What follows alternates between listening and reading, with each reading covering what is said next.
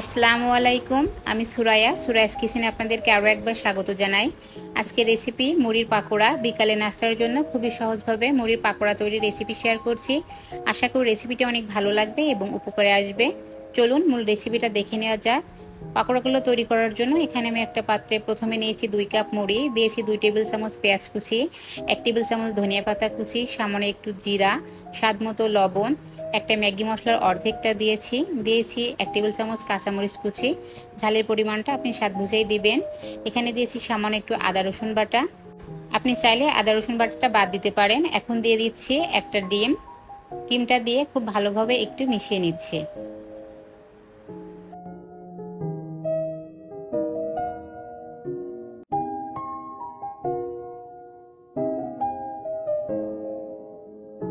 মেশানো হয়ে গিয়েছে। এখন দিয়ে দিয়েছি 2 টেবিল চামচ পানি।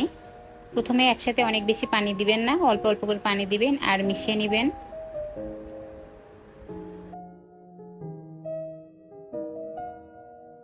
পানিটা দিয়ে কিছু সময় একটু মিশিয়ে নিচ্ছি। এখন দিয়ে দিয়েছি 3 টেবিল চামচ বেসন, 2 টেবিল চামচ ময়দা। আপনি চাইলে শুধু বেসন কিংবা শুধু ময়দা দিয়ে ওইটা তৈরি করতে পারেন।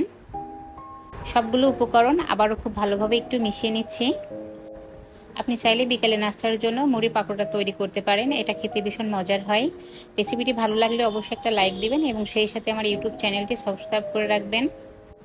মুড়িগুলো খুব ভালোভাবে একটু মাখিয়ে নিচ্ছি। মাখানো হয়ে গেলে হাতটা পরিষ্কার করে ধুয়ে সামান্য একটু তেল মাখিয়ে নিচ্ছি।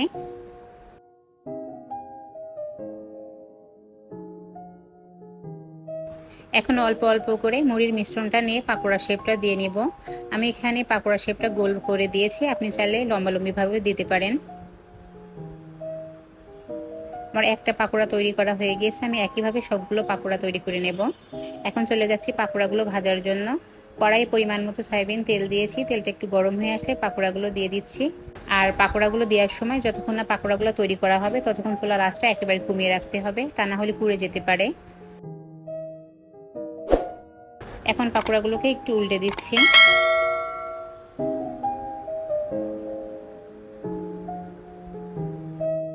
মুড়ি দিয়ে তৈরি এই পাকোড়াটা খেতে ভীষণ মজার হয়। আপনি বাসায় তৈরি না করলে বুঝতেই পারবেন না। এপাশ ওপাশ উল্টে পাল্টে পছন্দ মতো কালার করে পাকোড়াগুলোকে ভেজে নেব।